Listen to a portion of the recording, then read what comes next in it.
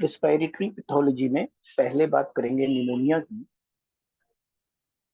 जो respiratory tract के infections होते हैं, ये मोस्ट कॉमन इन्फेक्शंस होते हैं इन ह्यूमन बीइंग। सबसे ज्यादा लोगों को, जैसे कि आप ले लो सर्दी, जुकाम, खांसी, ये अक्सर होती रहती है, सभी को होती है, ठीक है ना।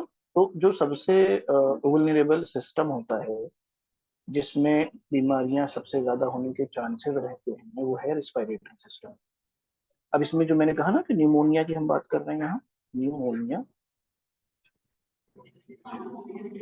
सबसे पहले डेफिनेशन आपको समझनी है, ठीक। ये जो इन्फेक्शन है, जिसको हम निमोनिया बोलते हैं, लंग पैरेन्काइमा, इसका इन्फेक्शन है। इसमें होता क्या है, जो एल्वियोलाई होते हैं, आपने एनाटॉमी पढ़ी होगी, फिजियोलॉजी पढ़ी होगी, उसमें एक टाइप का एक्सुडेट भर जाता है, जिसे हम इन्फ्लेमेटरी एक्सुडेट कहते हैं। और इन्फ्लेमेटरी से मुझे याद आया, आप लोगों की पूरी लाइफ डॉक्टर बन के गुजरनी है, उसमें 2 चैप्टर पैथोलॉजी के आपको हर हाल में बहुत अच्छे से आनी चाहिए। एक सेल इंजरी का, एक इन्फ्लेमेशन का। ये दो टॉपिक या 2 चैप्टर पूरी लाइफ आपका पीछा नहीं छोड़ेंगे। इनको अगर आपने नहीं समझा है अच्छे से, तो जो डिजीज की पैथोलॉजी होती है, वो आपको बहुत बढ़िया से ग्रास्प नहीं हो पाएगी। ग्रास्प का मतलब होता है कि आप उसको कैच नहीं कर पाओगे। अब जैसे यहाँ पर नोट्स स्क्रीन पे अवेलेबल है, आप चाहो तो एवरीथिंग इससे नोट डाउन कर सकते हो, लेकिन यहाँ जो स्क्रीन पे नोट्स रखना, इसका ये मकसद ही नहीं है कि आप उसको नोट डाउन करो और सिर्फ रट्टाफिकेशन करो।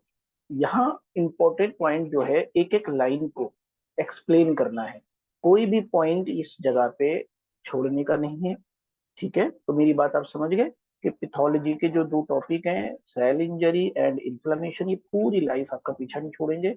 इसको आप बहुत अच्छे से ग्रेस्प करो, ताकि हर डिजीज की पैथोलॉजी आपको बहुत इजी लगे। तो यहाँ मैंने बात की रिस्पायरेटरी सिस्टम के इन्फेक्शन की, या रिस्पायरेटरी ट्रैक्ट के इन्फेक्शन की, जो कि मोस्ट कॉमन इन्फेक्शन माने जाते हैं।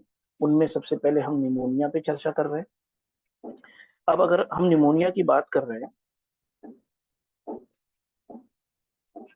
निमोनिया में जो एल्वियोलाई होती हैं, वो फिल्ड हो जाती हैं इन्फ्लेमेटरी एक्सुडेट्स।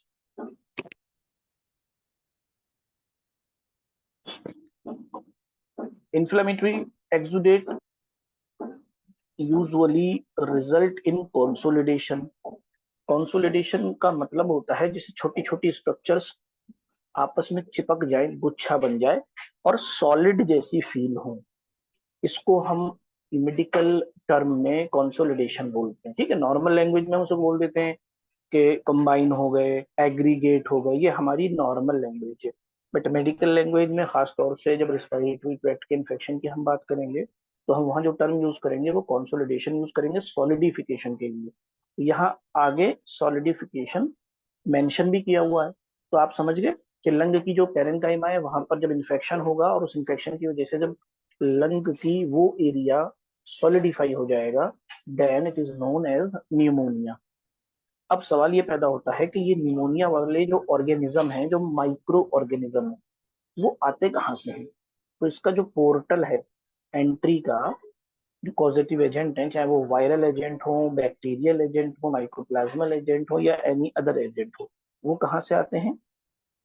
पहले तो ये ध्यान रखो कि जितने भी पॉजिटिव एजेंट हैं, उनमें सबसे ज्यादा जो खास है, इंपॉर्टेंट है, वो 2 हैं, एक बैक्टीरिया और एक वायरस, ठीक है।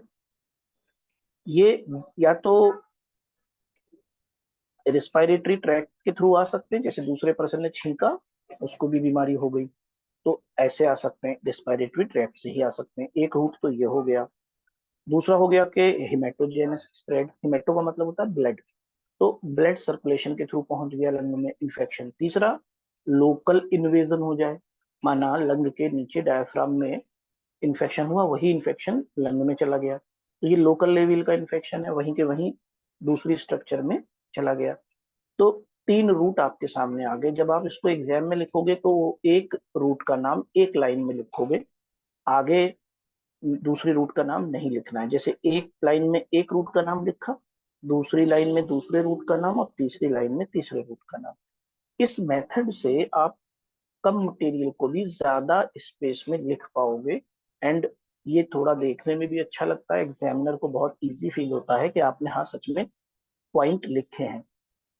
अगर हम क्लासिफिकेशन की बात करें तो कलर चेंज कर ले रहे हैं। निमोनिया को हम क्लासिफाई कर सकते हैं या तो एटियोलॉजी के बेस पे कि कौन से ऑर्गेनिज्म का निमोनिया है, तो हम उसे बोल देंगे बैक्टीरियल निमोनिया हुआ है, वायरल निमोनिया हुआ, या किसी को हॉस्पिटल में एडमिट रहने की वजह से निमोनिया हो गया तो उसे हम कम्युनिटी एक्वायर्ड निमोनिया बोल देंगे। तो इस तरह से एटियोलॉजी के बेस पे हम निमोनिया बोल सकते हैं। दूसरा होता है क्लिनिकल सेटिंग।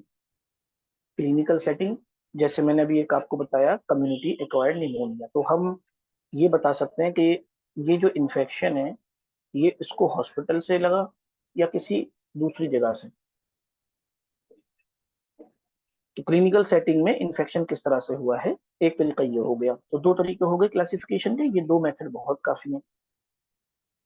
ये हो गई बात स्पेसिफिक एटियोलॉजी के बेस पे, क्लिनिकल सेटिंग के बेस पे। लेकिन पैथोलॉजी के सब्जेक्ट की अगर हम बात करें तो वहां पर जो क्लासिफिकेशन चलता है मेनली उसको हम बोलते हैं मार्फोलॉजिकल क्लासिफिकेशन। ठीक, ये है आपका मार्फोलॉजिकल क्लासिफिकेशन। ये अब मार्फोलॉजिकल क्लासिफिकेशन क्या होता है, थोड़ा सा और जूम कर दे रहा हूँ, बड़ा बड़ा दिखाई देगा आपको इस तरह से।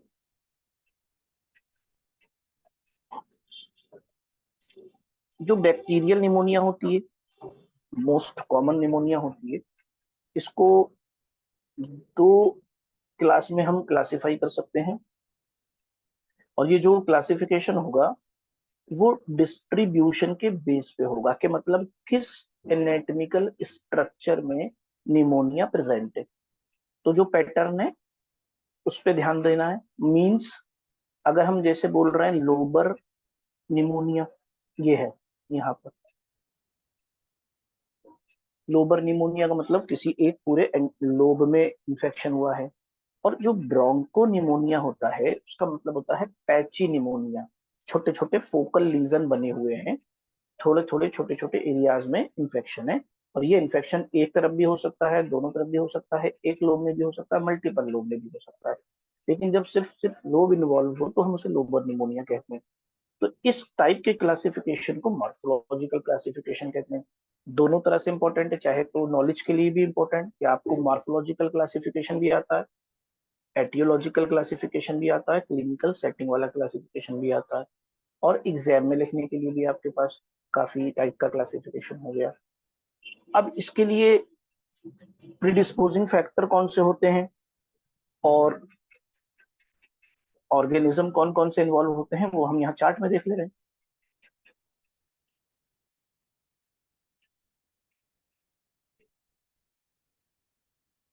तो यहाँ आप देख रहे हो कॉमन माइक्रो ऑर्गेनिज्म की हम बात कर रहे हैं जिसकी वजह से निमोनिया होता है। तो यहाँ तीन कॉमन माइक्रो ऑर्गेनिज्म जो सबसे ज्यादा इंपॉर्टेंट है और जो आपको पता होने चाहिए, स्टेप्टोकोकस निमोनी या दूसरा नाम न्यूमोकोकस, सेकंड है हीमोफिलस इन्फ्लुएंजी, और थर्ड है स्टेफ ऑरियस। और स्टेफ ऑरियस का तो भाई मैं क्या कहूँ, जब आप डॉक्टर बन के प्रैक्टिस करोगे, कल्चर एंड सेंसिटिविटी टेस्ट कराओगे, तो आप देखोगे यार दुनिया में 80% जो इन्फेक्शन है उस के लिए यही चल रहा है, स्टेफ ऑरियस। ठीक है, तो यहाँ पर किन लोगों को ज्यादा चांसेस रहेंगे इन माइक्रो ऑर्गेनिज्म के इन्फेक्शन की? जो लोग ससेप्टिबल होते हैं, प्रोन होते हैं इन्फेक्शन के लिए, या उनके अंदर कुछ खास निशानियां पाई जाती हैं, उन्हें हम बोलते हैं प्रीडिस्पोजिंग फैक्टर या प्रीडिस्पोजिंग करेक्टरिस्टिक्स। तो मोस्ट कॉमन कॉज में अगर हम बात करें तो स्टेप्टोकोकस निमोनिया न्यूमोकोकस, ये हो गया मोस्ट कॉमन कॉज। अगर हम बात करें कि सीओपीडी के पेशेंट में ज्यादातर चांसेस किस बैक्टीरिया से निमोनिया फैलने के हैं, तो हम हीमोफिलस इन्फ्लुएंजा का नाम लेंगे। अगर वायरल रिस्पायरेटरी इलनेस किसी को हुई, किसी को कोई वायरल इन्फेक्शन हुआ और उसके बाद निमोनिया भी हो गया बैक्टीरियल वाला, फिर से समझ लो, जो रेस्पिरेटरी इलनेस थी वो वायरल थी, उसकी वजह से सेकेंडरी इन्फेक्शन के रूप में निमोनिया हुआ, तो कौन से बैक्टीरिया के चांस ज्यादा हैं पाए जाने के, तो वो है स्टेफ ऑरियस। ठीक। तो अगर सिंपल से क्वेश्चन पूछा जाए मोस्ट कॉमन कॉज बताओ निमोनिया को, तो हमेशा नाम लेना है इसका। क्लियर। बाकी ये जो सीओपीडी की फुल फॉर्म है वो आपको पता ही है, क्रोनिक ऑब्स्ट्रक्टिव पल्मोनरी डिजीज होती है। ऑब्स्ट्रक्टिव और रेस्ट्रिक्टिव ये दो टर्म होते हैं जो फिजियोलॉजी में आपको पढ़ाए जाते हैं। रिवाइज कर लेना एक बार कि दोनों की तरह के टर्म में क्या फर्क है, रेस्ट्रिक्टिव लंग डिजीज क्या है और ऑब्स्ट्रक्टिव लंग डिजीज क्या है। क्लियर। आगे बढ़ते हैं, यहाँ आते हैं। अगर आप यहाँ ध्यान से देखोगे, दो फोटोग्राफ आपके पास स्क्रीन पे मौजूद है। एक में नॉर्मल लोब है ऊपर की तरफ ग्रे कलर का, यहाँ पर भी एक नॉर्मल लोब है। लेकिन जब हम नीचे वाले लोब पे जाते हैं तो हम देखते हैं कि यहाँ पर ये ब्लैक ब्लैक जो एरिया है ये सारा का सारा निमोनिया वाला एरिया है, मतलब पूरा का पूरा लोब इन्वॉल्व है। तो जब पूरा लोब इन्वॉल्व है तो लोबर निमोनिया कह दिया हमने। लेकिन सेकंड फोटोग्राफ पे आओ तो यहाँ पर छोटे छोटे गड्ढे, होल, ओपनिंग्स आपको नजर आती होंगी। ठीक है। ये तो जगह जगह छोटे छोटे से पैच दिख रहे हैं। इन पैच में होता क्या है, जो एयरवे होते हैं उनके चारों तरफ इन्फ्लेमेटरी एजेंट प्रेजेंट होते हैं इन छोटे छोटे होल के चारों तरफ। और ये जो होल होते हैं ना ये एयरवेज होते हैं। एयरवेज हम किसको कहेंगे, ब्रोंकाई को, ब्रोंकियोल्स को, इनको ही हम एयरवेज कहते हैं। इसीलिए इसका नाम भी है ब्रोंको निमोनिया, क्योंकि ये एयरवेज का इन्फ्लेमेशन है, उसके चारों तरफ इन्फ्लेमेटरी एजेंट प्रेजेंट होते हैं। ये तो फोटोग्राफ से कंपेयर की मैंने, थ्योरेटिकली मैं आपको बताता हुआ चलता हूँ आगे। ऊपर वाले फोटोग्राफ में ये रिस्पायरेटरी ट्रैक्ट है, मैं एक बार एक्सप्लेन भी कर दे रहा हूँ। वैसे तो ये फिजियोलॉजी का पार्ट है, लेकिन चूंकि यहाँ हम निमोनिया को अच्छे से समझ रहे हैं तो मैं एक्सप्लेन कर दे रहा हूँ। आप स्टार्ट करिए नंबर एक, नेजल कैविटी से। ये रिस्पायरेटरी सिस्टम का एक कंपोनेंट हो गया। देन जब हम सांस लेते हैं तो पहले नाक से लेते हैं, फिर वो एयर कहाँ आती है, कभी कभी हम मुंह से भी सांस लेते हैं, इसको भी हम एक में ही गिनेंगे। ठीक है, इन दोनों को नंबर एक ही रहने दो। कई बार नाक से सांस लेते हैं, अब जुकाम हो जाए किसी को या कोई मना डुबकी लगा रहा है तो नाक बंद करके डुबकी लगाता है तो सांस मुंह से ले लिया उसने। तो ओरल कैविटी भी रिस्पायरेटरी सिस्टम में कंपोनेंट मानी जाती है। हालांकि ये वैलिड या लीगल कंपोनेंट नहीं है, मतलब मजबूरी में मुंह से सांस लेता है इंसान, नॉर्मली तो हर इंसान नाक से ही सांस लेता है। तो nasal cavity, oral cavity number one पहला कंपोनेंट। जब हम और नीचे आते हैं, ये नाम नहीं लिखा हुआ है इस जगह का, यहाँ पर इसे हम फेरिंग्स बोलते हैं, यहाँ इस पर नाम नहीं दिया है, हम लिख दे रहे हैं फेरिंग्स। तो फेरिंग्स में एयर पहुंचती है, उसके बाद ये एयर लैरिंग्स के पास आती है और हम साउंड प्रोड्यूस करते हैं, बातचीत कर पाते हैं इसी हवा की वजह से। ये हवा यहाँ ना पहुंचे तो हम कुछ बोल भी ना पाए। देन ट्रेकिया में आती है, ट्रेकिया से फिर दोनों तरफ लार्ज ब्रोंकाई होते हैं उसमें चली जाती है। ठीक है, फिर छोटे छोटे अंदर बहुत सारे ब्रोंक्यूल्स होते हैं, उनके अलग अलग नाम है, वो फिजियोलॉजी में आप देख लेना। ये जो कवरिंग होती है दोनों लंग्स के बाहर की तरफ, डबल लेयर कवरिंग होती है, इसे हम प्लूरा कहते हैं। एक पैराइटल प्लूरा होती है, एक विसरल प्लूरा होती है, उसके बीच में जो स्पेस होता है उसे प्लूरल स्पेस कहते हैं। तो इस तरह से एनेटमी और फिजियोलॉजी ये कंबाइन करके यहाँ मैंने एक ओवरव्यू आपको दे दिया।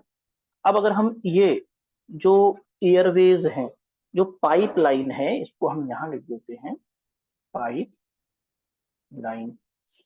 आई होप कि आपको ये इंग्लिश समझ में आएगी। तो ऊपर हमने पाइप लाइन लिख दिया, तो पाइप लाइन की अगर हम सिर्फ बात करें तो सारी चीजें हटा दो, सिर्फ पाइप लाइन पे फोकस करो। तो सबसे पहले ये जो स्ट्रक्चर है क्या है, ये ट्रैकिया है। फिर राइट में और लेफ्ट में दो पाइप गए हैं, इनको हम ब्रोंकस कहते हैं। इनके भी चारों तरफ कार्टिलेज प्रेजेंट होते हैं। ठीक है ना, कार्टिलेजिनस ब्रोंकस होता है। फिर ये आगे चल के और ज्यादा डिवाइड हो जाते हैं छोटे छोटे पाइप्स में, इसे हम टर्मिनल ब्रोंक्यूल्स बोलते हैं। टर्मिनल ब्रोंक्यूल आगे चल के छोटी छोटी रिस्पायरेटरी ब्रोंक्यूल में कन्वर्ट हो जाती है, डिवाइड हो जाती है। फिर और आगे बढ़ेंगे तो एक डक्ट मिलेगी जो एल्वियोलाई डक्ट कहते हैं या एल्वियोलर डक्ट कहते हैं। और लास्ट में हमें सबसे छोटी यूनिट जिसमें गैसियस एक्सचेंज होता है उसे एल्वियोलस कहते हैं। अगर हम respiratory bronchiole plus alveolar duct plus alveoli इन तीनों को एक साथ एक नाम देना चाहें तो उसको बोलेंगे एसिनस। तो ये इतने सारे जो टर्म्स हैं ये निमोनिया में यूज होंगे, तो अब तो उम्मीद है मुझे आप समझ जाओगे। आगे बढ़ते हैं। अब आते हैं हम डिस्क्रिप्शन, ठीक है ना। तो मैंने आपको बताया कि दो तरह की निमोनिया है। मॉर्फोलॉजिकल क्लासिफिकेशन हम लोग पैथोलॉजिस्ट लोग लेके चलते हैं। पहला लोबर निमोनिया, सेकंड है ब्रोंकोनिमोनिया।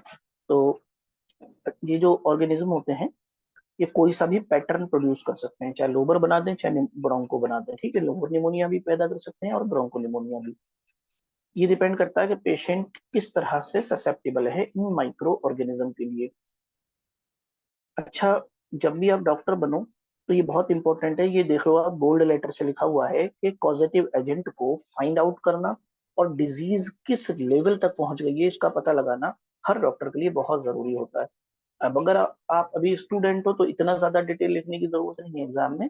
आप सिंपल से डेफिनेशन लिखना, कॉजेटिव एजेंट लिखना, micro organism, pre disposing factor लिखना, सिंपल सा क्लासिफिकेशन लिख देना बस, नाम, देन लोबर और ब्रोंको निमोनिया को डिस्क्राइब कर देना। तो एज ए स्टूडेंट एग्जाम में इतना काफी है। बट जहां हम बात करेंगे नॉलेज की, तो कोई भी लाइन इसमें छोड़ने वाली नहीं है जो नोट्स इस वक्त स्क्रीन पे आप देख रहे हो। क्लियर। पहले शुरू करते हैं लोबर निमोनिया। जैसा कि नाम है, इसको पहचानोगे कैसे? एक तो फाइब्रिनस बैंड मिलेंगे, मैं अभी आपको दिखाऊंगा। लंग के अंदर बाकायदा लाइंस बनी होंगी फाइब्रिन की, फाइब्रिनस बैंड होंगे, और सुपुरेशन मतलब पस। तो फाइब्रिनो सुपुरेटिव कंबाइन करके इन्होंने ये वर्ड बना लिया, कंसोलिडेशन होगा। लार्ज पोर्शन या लोब के किसी एक पार्ट का या पूरे लोब का, ठीक, या तो लार्ज पोर्शन का या लोब के एक हिस्से का या पूरे लोब का। कंसोलिडेशन मतलब सॉलिडिफिकेशन हो जाएगा, इसकी वजह से फाइब्रिनस सुपुरेटिव कंटेंट की वजह से। इसको हम बोलेंगे लोबर निमोनिया। ज्यादातर अगर पूछा जाए कि या आपका क्वेश्चन बने कि सर लोब तो कई सारे होते हैं, लेफ्ट में दो लोब होते हैं, राइट में थ्री लोब्स होते हैं, है ना, तो कितने लोब में हो सकता है या कौन से वाले लोब में हो सकता है, अपर, मिडिल या लोअर? तो यूजुअली या जनरली, मोस्टली ये होता है लोअर लोब में। ठीक है, मैंने कौन सा वर्ड यूज किया है? Usually, generally, mostly. मैंने अगर ऐसे लिखा होता ऑलवेज, तो ऑलवेज का मतलब होता है कि हमेशा, तब तो फिक्स हो जाता कि सिर्फ और सिर्फ यही लोग इन्वॉल्व होगा, लेकिन ऐसा मैंने नहीं बोला। मैंने बोला यूजुअली, जनरली या फिर मोस्टली जो इन्वॉल्वमेंट होता है वो लोअर लोब का होता है, होने को कोई सा लोब भी इन्वॉल्व हो सकता है। लोअर निमोनिया में ये होता है। जो कॉमन माइक्रो ऑर्गेनिज्म है जिसकी वजह से लोबर निमोनिया होता है, ये ऑलरेडी हम आपको पीछे वाली टेबल में पढ़ा चुके हैं, तो दोबारा से रिवाइज करने की आपको जरूरत है, मुझे रिपीट करने की जरूरत नहीं है। स्टेजेस पे बात कर लेते हैं जो कि बहुत इंपॉर्टेंट है और एग्जाम में लिखना बहुत जरूरी है। इवन नॉलेज के लिए भी आपको ये स्टेजेस याद रहनी चाहिए। तो इन स्टेजेस की थ्योरी को पढ़ने से पहले मैं आगे चल के पहले आपको इसके फोटोग्राफ दिखा देता हूँ, उससे आपको समझने में बहुत आसानी होगी। तो मैंने जूम करके पूरी स्क्रीन पे ले लिया है।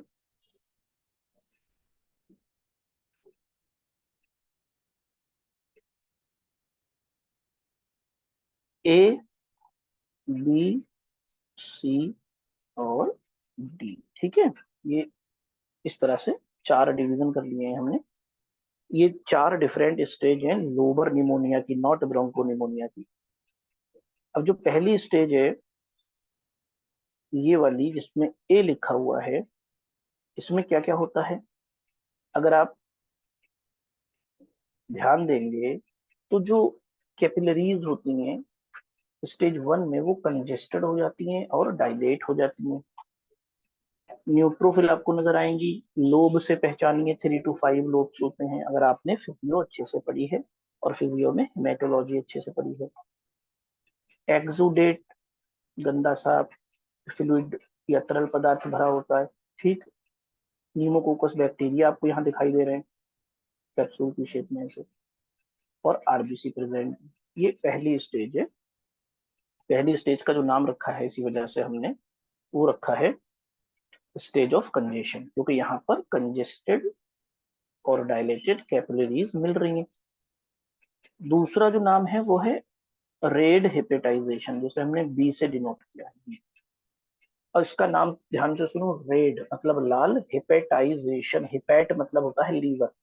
तो जो यहाँ पर लंग में रेडनेस आपको देखने को मिलेगी वो लीवर के जैसे देखने को मिलेगी, कंसिस्टेंसी भी लीवर के जैसी देखने को मिलेगी।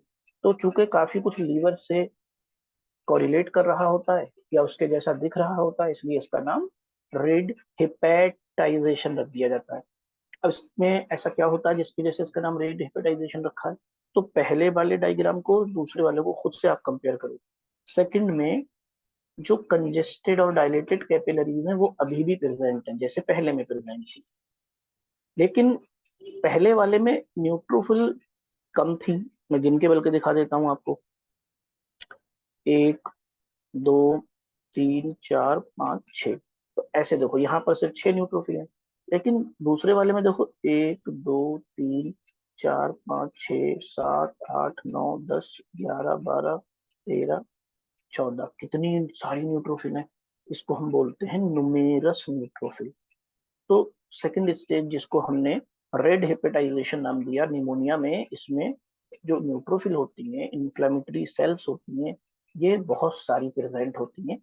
एक्सुडेट यहाँ भी था, एक्सुडेट यहाँ भी है। ठीक है, तो पहले वाली स्टेज की दो चीजें तो दोनों जगह हैं, कंजेस्टेड और डायलेटेड कैपिलरीज, और एक्सुडेट यहाँ भी है, और कंजेस्टेड और डायलेटेड कैपिलरीज और एक्सुडेट यहाँ भी है पहली।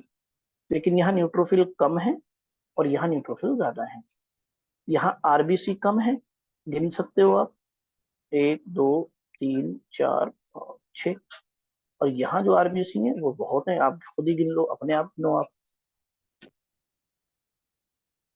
गिन ली होंगी। तो ये सेकंड स्टेज की पिक्चर्स हैं जिसका मैं आपको एक लाइव डिस्क्रिप्शन दे रहा हूँ। अब जब आप थ्योरी पढ़ोगे, ठीक, मुझे थ्योरी रटवाने के मकसद से तो मैंने ये पेज रखा नहीं है स्क्रीन पे, मैंने रखा है आपको निमोनिया की कंसेप्ट देने के लिए। ठीक है ना, मेरे से आप कंसेप्ट लेके जाना, पढ़ तो आप खुद भी सकते हो।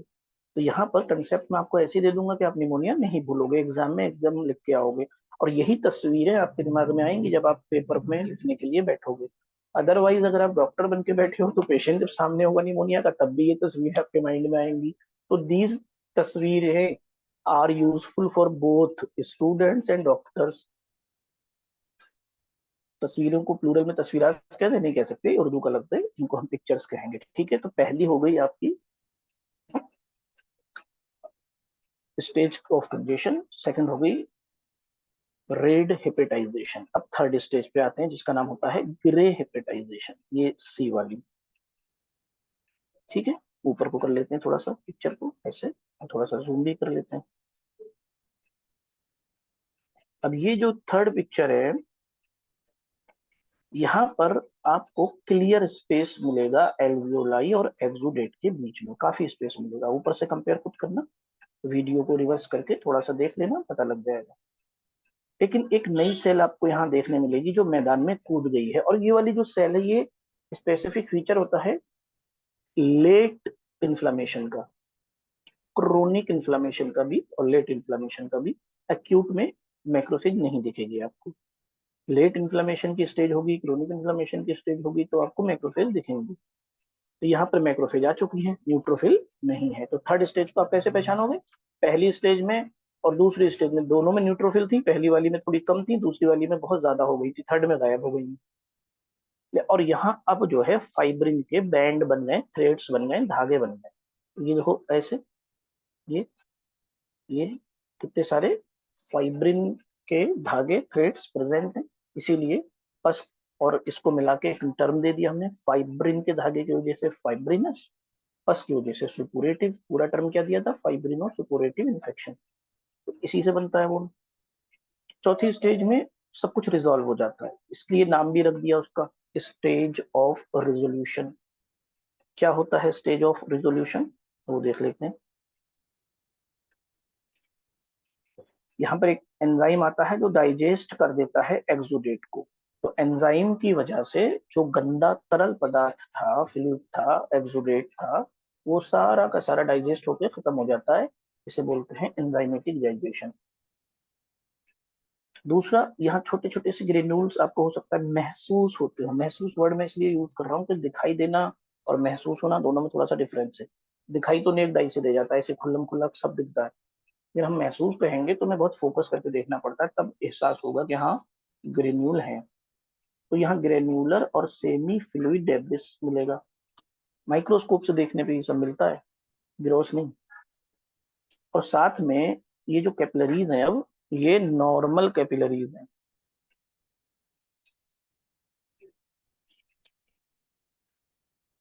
नॉर्मल कैपिलरीज हैं।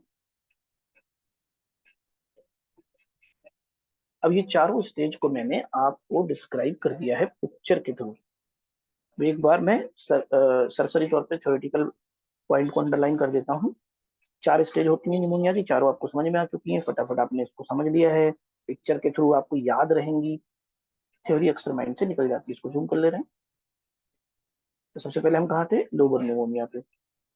अब यहाँ पर हम स्टेज पे आ गए थे, ठीक है। इसको जूम कर ले रहे हैं। अब देखना, जो मैंने आपको पिक्चर्स में बहुत अच्छे से डिस्क्राइब किया है कि पहले में क्या था, डायलेटेड कैपिलरीज पहले और दूसरे में प्रेजेंट थी, न्यूट्रोफिल पहले और दूसरे में प्रेजेंट थी, रेड ब्लड सेल पहले और दूसरे स्टेज में प्रेजेंट थी, तीसरी में मैक्रोफेज आ गई थी, चौथी में कैपिलरीज नॉर्मल हो गई थी, ग्रेन्यूलर डेब्रिस बन गया था।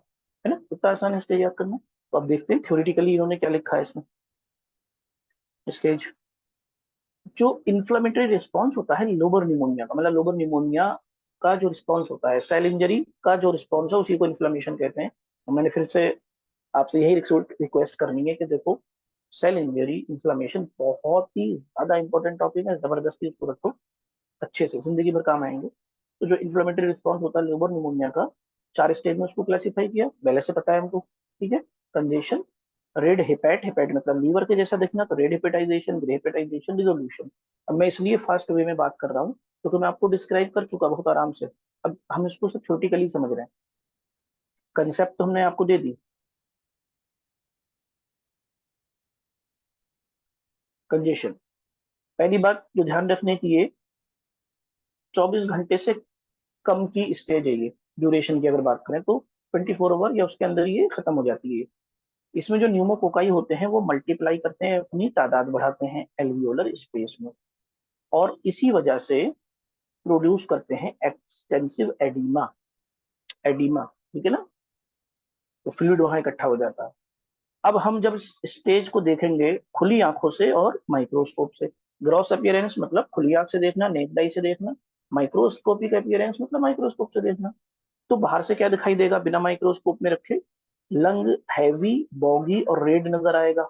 अगर हम इस हैवी, बॉगी, रेड लंग को कट करें तो जहां से कट हुआ है उस जगह से ब्लड में लिथड़ा हुआ, ब्लड में सना हुआ फ्रोदी फ्लूइड रिस रिस के बाहर निकलेगा, ऊज आउट करेगा कट सरफेस से। बात समझ गए।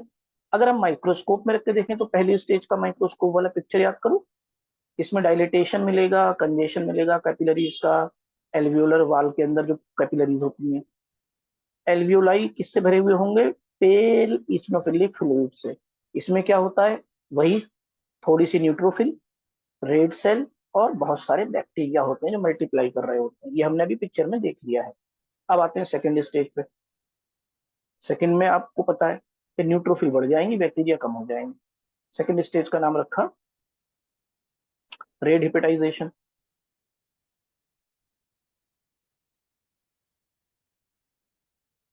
रेड हिपेटाइजेशन, अच्छा देखो, पहला वाला जो स्टेज था वो 24 घंटे या उसके अंदर ही फिनिश हो जा रहा था। सेकंड वाला कम से कम 2 से लेकर 3 दिन तक स्टे करता है। तो जो रेड हेपेटाइजेशन स्टेज है, अगर उसकी ड्यूरेशन आपसे पूछी जाए घंटे में, बोल देना 48 से 72 घंटे। अब इसमें जो न्यूमोकोकाई होते हैं, ये एक्यूट इन्फ्लेमेटरी रिस्पॉन्स इंसाइट करते हैं, पैदा करते हैं, या बढ़ावा देते हैं किसको, इन्फ्लेमेटरी रिस्पॉन्स को। कौन, न्यूमोकोकाई। अब हम नेक्ड आई से और माइक्रोस्कोपी से देखेंगे तो क्या क्या दिखेगा। तो पहले नेक्ड आई की बात करें, लोब जो होगा इस लोबर नोमोनिया में, जब रेड हेपेटाइजेशन के स्टेज में होगा तो रेड तो होगा मगर फर्म और एयरलेस दिखाई देगा खुली आंख से। अब इसको कट करके देखो। अब ये कट आप बैठे बैठे तो देख नहीं लोगे, कभी मौका मिलेगा हॉस्पिटल में इस तरह से पैथोलॉजिस्ट के पास बैठने का, वो कट करके देखेगा तो आपको दिख जाएगा, अदरवाइज आपको जो लिखा है उस पर यकीन करना है। जब आप कट करोगे तो पहली वाली स्टेज में क्या था, रेड था लीव, जो लोब था रेड था, एक्सुडेट था वहां पर, इसमें फिर फ्लूइड भरा हुआ था, यहाँ पर वो फ्लूइड ड्राई हो गया है, रेड अभी भी है। तो सेकंड स्टेज में नेक्ड आई से जब देखेंगे तो रेड, ड्राई और ग्रेन्यूलर अपीयरेंस हमें नजर आएगा। जो लंग का अफेक्टेड पार्ट है वो अभी भी छूने पे फर्म फर्म लगेगा, और बिल्कुल ऐसा दिखाई देगा, रिजेंबल्स मतलब उसके जैसा दिखना, किसके जैसा दिखना, लीवर के जैसा दिखना, इसीलिए इसका नाम हेपेट रख दिया हमने। तो इसीलिए इस स्टेज को हम रेड हेपेटाइजेशन स्टेज कहते हैं। अब आते हैं माइक्रोस्कोप पे, कि माइक्रोस्कोप में क्या दिखेगा। तो माइक्रोस्कोप लगाओ, एक छोटा सा टिश्यू का टुकड़ा लेके माइक्रोस्कोप के नीचे रखो, वहां पर आपको इन्फ्लेमेटरी एक्सुडेट दिखेगा। याद करो पिक्चर को, रेड हेपेटाइजेशन में क्या ज्यादा था, बहुत सारे न्यूट्रोफिल थे। तो इसमें न्यूमरस न्यूट्रोफिल आपको नजर आएंगे, रेड सेल आपको नजर आएंगी एल्वियोलर स्पेस में माइक्रोस्कोप से देखने। ठीक है, तो पहले वाले में रेड सेल थी, न्यूट्रोफिल थी, कम थी। दूसरी स्टेज में red cell neutrophil double triple चार गुना कितनी भी हो सकती है। पहली वाली में क्या ज्यादा था, बैक्टीरिया मल्टीप्लाई कर रहा था ना। सेकंड वाली में बैक्टीरिया कम है, क्योंकि उन्होंने इन्फ्लेमेटरी रिस्पॉन्स को इंसाइट कर दिया है, तो न्यूट्रोफिल फाइट कर रही है, मार रही है बैक्टीरिया को, लेकिन खुद से बिना दवा दिए इतना थोड़ी मार पाएंगी। तो कभी कभी एक आध बार ऐसा होता है कि पेशेंट की इम्यूनिटी बहुत बढ़िया है तो फाइट कर लेगी, अदरवाइज बिना मेडिसिन के जल्दी निमोनिया ठीक नहीं होता है। एनीवे इन दोनों स्टेज को मैंने समझा दिया, और मैंने इसीलिए भी एक्सप्लेन कर रहा हूँ क्योंकि स्टेजिंग इसकी बहुत ज्यादा मायने रखती है, ज्यादातर एग्जामिनर उसी को फोकस करते हैं। अब आते हैं थर्ड स्टेज पे, जिसे हम कहते हैं ग्रे हेपेटाइजेशन। तो मैंने आपको पहले ही बता दिया था मैक्रोफेज आ जाएंगे इसमें। देखो यहाँ पर खुली आंख से क्या दिखेगा और माइक्रोस्कोप से क्या दिखेगा। तो हम नेक्ड आई से जब देखेंगे तो जो अफेक्टेड लोब है वो ग्रेश ब्राउन नजर आएगा कलर में। फिर से कट लगा के देखो, पहले स्टेज में भी कट लगाया था हमने, दूसरी स्टेज में भी कट लगाया था, अब यहाँ भी कट कर रहे हैं। जब हम कट करेंगे तो ग्रे गीला यानी मॉइस्ट और ग्रेन्यूलर अपीयरेंस आएगा, जबकि सेकंड वाले में ड्राई था। ठीक है ना, फर्स्ट वाले में भी गीला था, ज्यादा ही गीला था बिल्कुल फ्लूइड था, सेकंड में ड्राई हो गया, सूख हो गया, फिर थर्ड में थोड़ा सा गीला हो गया। ठीक, माइक्रोस्कोप से क्या होगा, जब हम इस स्टेज में देखेंगे तो progressive disintegration of red cell, red cell टूटेंगी, डिसइंटीग्रेट होंगी, लेकिन न्यूट्रोफिल यहाँ नहीं मिलेंगी। फिर आप कहोगे सर न्यूट्रोफिल लिखा क्यों, तो पूरी लाइन देख लो ना, या न्यूट्रोफिल आर, देखो क्या लिखा होगा आगे, न्यूट्रोफिल आर रिप्लेस है ना, ऐसे जूम कर लो। तो जो न्यूट्रोफिल है उसकी जगह पे आ जाएंगी मैक्रोफिल। मैक्रोफिल जैसे समझ लो दादी माँ, तो भैया अब तो बचने का सवाल ही नहीं है, अब तो ये आ गई है तो सब कुछ सही करके जाएंगी। मैक्रोफिल एल्वियोलाई में क्या मिलेगा, पहले ही एक्सप्लेन कर दिया मैंने, फाइब्रिन के थ्री धागे, याद करो पिक्चर को, और सुपुरेशन यानी पस, तो फाइब्रिनो सुपुरेटिव एक्सुडेट मिलेगा। साथ में क्लियर स्पेस होगा एल्वियोलाई और एक्सुडेट के बीच में। क्यों होता है ये क्लियर स्पेस, एल्वियोलाई कॉन्ट्रैक्ट कर जाता है, सूखने लगता है ना तो सिकुड़ने लगता है, कॉन्ट्रैक्ट करने लगता है। अब एल्वियोलाई तो अपनी जगह पे है, एक्सुडेट उनके पास आ गया था, अब वो दूर जा रहा है। कभी आपने अगर ध्यान दिया होगा गर्मियों के महीने में, अब तो बारिश का महीना तो सारी नदियों में पानी है, जब गर्मी का महीना होता है पानी सूखने लगता है, तो आपने देखा होगा किनारों से धीरे धीरे नीचे की तरफ को जाता है पानी, और बिल्कुल बीचों बीच रह जाता है जरा सा, अगर बारिश ना हो टाइम पे तो इतना पानी सूख जाता है। ठीक, तो अगर हम ये कहें कि किनारे पानी से दूर हुए तो ज्यादा सही है, या ये कहें पानी किनारों से दूर हुआ, द आंसर इज पानी किनारों से दूर हुआ। ऐसे ही ये जो थर्ड स्टेज है इसमें एल्वियोलाई अपनी जगह रहे, लेकिन एक्सुडेट सूखने की वजह से, सिकुड़ने की वजह से, कॉन्ट्रैक्ट होने की वजह से सिकुड़ते सिकुड़ते छोटा होता गया। जो स्पेस है इन दो के बीच का वो बढ़ता गया, इसे हम बोलेंगे क्लियर स्पेस एल्वियोलाई और एक्सुडेट के बीच का। क्लियर। जो फाइब्रिनोजन होता है एक्सुडेट के अंदर, वही कन्वर्ट होके फाइब्रिन के धागे बनाता है। ठीक है, नॉलेज की बात है, बहुत अच्छी थ्योरी है। निमोनिया बहुत इजी है, बस यहाँ से समझो, आप जैसे मैं पढ़ाऊँ वैसे याद करो, आपको नहीं रटना पड़ेगा, it is my promise. Concept है ये, कंसेप्ट आप याद रखोगे तो कभी भी कोई टॉपिक कठिन नहीं लगेगा, तो निमोनिया भी टफ नहीं है। अब आती है बारी रिजोल्यूशन की। तो इसको भी हम नेक डाई से और माइक्रोस्कोप से देखेंगे क्या फर्क नजर आएगा। रिजोल्यूशन में क्या होता है, मैंने कहा ना सब कुछ रिजॉल्व हो जाता है। जो कंटेंट होते हैं एल्वियोलाई के, उनका लिक्विफेक्शन हो जाता है। जब हम कट लगाते हैं तो लंग झागदार दिखाई देता है, पूरा लंग ही झाग, मतलब वो जो बीमारी वाला लंग है, इन्फेक्टेड लंग, तो वो झागदार दिखाई देता है। अब इसको माइक्रोस्कोप में रख के देख लो, तो जो एक्सुडेट होता है, जो अभी तक दूर था, अब वो एल्वियोलर स्पेसिस के अंदर चला गया है। ठीक, और उसका प्रोग्रेसिव एंजाइमेटिक डाइजेशन हो गया है, मतलब एक्सुडेट वहां से डाइजेशन होकर एंजाइम ने खत्म कर दिया है। मैंने ये बात आपको पिक्चर में दिखा दी है। तो होता क्या है, खत्म कैसे होता है, ये रीएब्जॉर्ब हो जाता है। मैक्रोफेज इसको पी जाती है, लस्सी समझ के, कोल्ड ड्रिंक समझ के, ठीक, कुछ भी कह लो। मैक्रोफेज आई, एक गिलास भर भर के पीती है बढ़िया से, एंजाइम उसको डाइजेस्ट करके लिक्विड बना ही रहा है। तो लिक्विफेक्शन हो रहा है, लिक्विड की फॉर्म में कन्वर्ट हो रहा है लस्सी की तरह, और ये मैक्रोफेज उसको लस्सी समझ के पी जाती है। तो सारा एक्सुडेट पी के खत्म कर देती है। अब जब सब पी डाला मैक्रोफेज ने इस एक्सपेक्टोरेटेड एक्सुडेट को, तो फाइब्रिन के धागे बने और फाइब्रोसिस हो गई और लंग सॉलिड हो गया। इसी को हम बोलते हैं सॉलिडिफिकेशन या कंसोलिडेशन। कई बार जो प्लूरा होती है, मैंने बताया था ना, पेराइटल प्लूरा, विसरल प्लूरा, दो प्लूरा होती है, उसके बीच में जो स्पेस होता है उसे प्लूरल स्पेस कहते हैं। अगर ये इन्फ्लेम्ड हो जाए, इसका इन्फ्लेमेशन हो जाए, तो एक अलग बीमारी बन जाती है, जिसको हम प्लूराइटिस कहते हैं। आपके सिलेबस में भी है प्लूराइटिस या प्लूरिसी। ये रिजॉल्व हो भी सकती है, और ऑर्गेनाइजेशन अंडरगो ऑर्गेनाइजेशन कुछ भी हो सकता है इसमें। क्लियर? इतनी बात आपके समझ में आ गई होगी। डेफिनेशन हमने पढ़ ली, कॉजेटिव फैक्टर पढ़ लिए, प्रीडिस्पोजिंग फैक्टर पढ़ लिए, राइट। अब आती है बारी ब्रोंकोनिमोनिया की। तो ब्रोंकोनिमोनिया में आपको ज्यादा मेहनत नहीं करनी है, इसलिए क्योंकि स्टेजिंग का यहाँ सीन नहीं मिलेगा आपको, पूरा लोग तो इन्वॉल्व है नहीं। यहाँ पर आप नेक डाई से और साथ में माइक्रोस्कोपी से देख लो कि ब्रोंकोनिमोनिया किसे कहते हैं और उसको मतलब क्या होता है। जैसा कि मैंने पहले ही बताया था, पैची निमोनिया करके इसको याद रखो, ज्यादा अच्छा रहेगा। पैची एरिया होते हैं कॉन्सोलिडेशन के या सॉलिडिफिकेशन के, छूने पे अगर इंसान के बस की बात होती, वो अंदर गले में हाथ डाल के लंग पकड़ के देख पाता, तो उसको सॉलिड सॉलिड फील होता। बट ऐसा तो हो नहीं सकता, सब कुछ हमारी रिब्स और बाहर की मसल्स के अंदर बंद है। ठीक है ना, तो कभी भी जब पैथोलॉजिस्ट किसी निमोनिया से मरने वाले इंसान का लंग काट के देखते हैं, तब उनको ये सब चीजें समझ में आती हैं। अब इसमें ब्रोंको में बी फॉर ब्रोंकोनिमोनिया और बी फॉर बहुत सारा। ठीक, B for broncho, B for बहुत सारा। तो या तो सेम लोब या बहुत सारे लोब इसमें इन्वॉल्व हो सकते हैं, कुछ भी हो सकता है। ठीक है, anything can be bad, B for broncho, B for bad. अब आते हैं इसके अपियरेंस पे, कि खुली आंखों से नेक डाई से अपियरेंस क्या आएगा और माइक्रोस्कोप से देखेंगे तो क्या दिखेगा।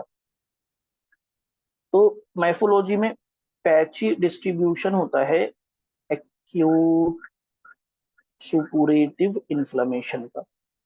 पैची डिस्ट्रीब्यूशन, थोड़ा सा पस यहाँ पर है, फिर थोड़ा सा पस दूसरी जगह पे है, फिर थोड़ा सा पस तीसरी जगह पे है। इन्फ्लेमेटरी एजेंट, इन्फ्लेमेटरी मीडिएटर्स भी वहां होंगे। इसी वजह से जगह जगह थोड़ा थोड़ा पस होता है, वो सूखता है, वो सॉलिड हो जाता है, पैची कॉन्सोलिडेशन। तो ये एक लोब में या बहुत सारे लोब में पाया जा सकता है, ये बात तो खैर मैंने मल्टीपल टाइम बता दी। फ्रीक्वेंटली का मतलब होता है अक्सर। फ्रीक्वेंटली मतलब अक्सर।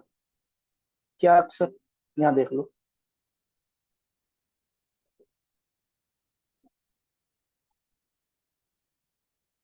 फ्रीक्वेंटली मतलब अक्सर।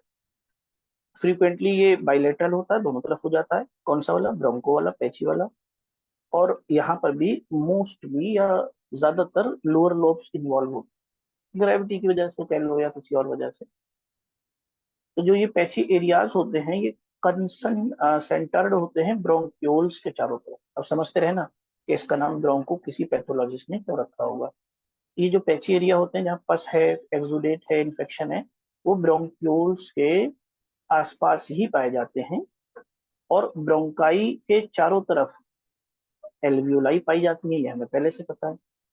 तो इस वजह से, क्योंकि ब्रोंकाई, ब्रोंक्यूल्स ये इन्वॉल्व है, एल्वियोलाई इन्वॉल्व है, इसका नाम ब्रोंकोनिमोनिया हो जाता है। अब माइक्रोस्कोप से देखो क्या नजर आएगा, तो एक्सुडेट दिखाई देगा यहाँ भी, जैसे वहां दिख रहा था। उसमें न्यूट्रोफिल होंगी, क्यों होंगी? क्योंकि अभी हमने क्या पढ़ा, एक्यूट सुपुरेटिव इन्फ्लेमेशन। और मैंने आपको ये बात बहुत अच्छे से बढ़ा दी है कि एक्यूट इन्फ्लेमेशन में हमेशा न्यूट्रोफिल मिलेंगी। तो जो एक्सुडेट होगा उसमें न्यूट्रोफिल फिल कर देती है ब्रोंकाई को, ब्रोंक्यूल्स को और एडजेसेंट अल्वियोलर स्पेस को, उससे भर जाता है। लेकिन ये माइक्रोस्कोप में देखने को मिलेगा, ध्यान रखना, ठीक है ना, खुली आंखों से नहीं देख पाओगे। तो ये हो गई बात डेफिनेशन ऑफ निमोनिया की, प्रीडिस्पोजिंग फैक्टर की, कॉजेटिव एजेंट की, स्टेजेस ऑफ लोबर निमोनिया की, and specific feature of broncho pneumonia की। अब इन तमाम तरह के जो निमोनिया है उनसे कॉम्प्लिकेशन क्या आ सकती हैं, वो मोटे मोटे पॉइंट देख लो। चार आपको स्पेसिफिक या खास कॉम्प्लिकेशन याद रखने हैं। बड़ी बड़ी किताबों में तो जो पीजी लेवल की है, 20-20, 25-25 कॉम्प्लिकेशन दिए हुए होते हैं, वो किसी काम के नहीं है। आप को जो है ये चार याद रखना है। एक तो इस फोड़े बन सकते हैं लंग में, जिसे हम लंग एब्सेस कहते हैं। दूसरा क्या हो सकता है, जो इन्फेक्शन है प्लूरल कैविटी में जा सकता है, तो प्लूराइटिस हो सकती है, या फिर उसमें पानी भर गया तो प्लूरल एफिजन हो सकता है, या पस भर गया तो, प्लूरल कैविटी में पस भर गया तो पायोथोरैक्स हो सकता है। एम्पाइमा होता है, ईमा जहां लग जाए उसका मतलब होता है लॉक्यूलेटेड, ईमा मतलब लॉक्यूलेटेड, एम्पाई का मतलब पस। तो लॉक्यूलेटेड कलेक्शन हो जाए पस का तो एम्पाइमा कह देंगे उसको। ये सब इन्फेक्शन स्प्रेड होने पर हो सकता है, ठीक, अगर इसको टाइमली ट्रीट नहीं किया तो। बैक्टीरियमिक डिसेमिनेशन, ईमिक आजा ईमिक, यहाँ ईमा था, यहाँ ईमिक है। ईमिक या ईमिया मतलब ब्लड में जुड़ा हुआ। तो क्या हो सकता है, एंडोकार्डाइटिस हो सकती है, मतलब ये इन्फेक्शन लंग वाला, निमोनिया वाला ब्लड सर्कुलेशन में अगर पहुंच गया तो ये हार्ट में भी जाएगा, सारा ब्लड वहीं पंप होने के लिए पहुंचता है। तो एंडोकार्डाइटिस हो सकती है, हार्ट वाल्व इन्वॉल्व हो सकते हैं, पेरिकार्डियम में इन्फ्लेमेशन हो सकता है, तो उसे हम पेरिकार्डाइटिस कहते हैं। मेनिंजेस ब्रेन की इन्फ्लेम्ड हो सकती है, मेनिंजाइटिस बोलेंगे। ज्वाइंट में पस अगर आ गया तो सुपुरेटिव आर्थराइटिस बोलेंगे। और कई बार इधर से उधर फैलने वाले मेटास्टैटिक एब्सेस यानी फोड़े बन जाते हैं किडनी में या स्प्लीन में। और ये ऐसा नहीं है कि एक दिन में हो गया, ये लापरवाही, इनकम्प्लीट ट्रीटमेंट, इनएडिक्वेट ट्रीटमेंट की वजह से होता है। तो चौथा कॉम्प्लिकेशन होता है ऑर्गेनाइजेशन, अंदर ही अंदर इन ग्रोथ, मतलब अंदर ही अंदर ग्रोथ होना ग्रेन्युलेशन टिश्यू की, जिसकी वजह से ऑर्गेनाइजिंग निमोनिया बन जाता है। तो ये बहुत ही इंपॉर्टेंट कॉम्प्लिकेशन है। आप चाहो तो चार लिख देना, आप चाहो तो हर हेडिंग के अंदर दो दो नाम भी लिख देना, वो आप पे डिपेंड करता है। मैंने सारे ही बताए हैं जिससे आपकी नॉलेज अच्छी हो सके। थोड़े से क्लिनिकल फीचर मैं बता देता हूँ। ऐसे ये जो क्लिनिकल फीचर, फिर इन्वेस्टिगेशन और फिर ट्रीटमेंट, ये जो पार्ट है ये मेडिसिन सब्जेक्ट का है। लेकिन थोड़े से क्लिनिकल फीचर देख लो जिससे आप पहचान सकोगे।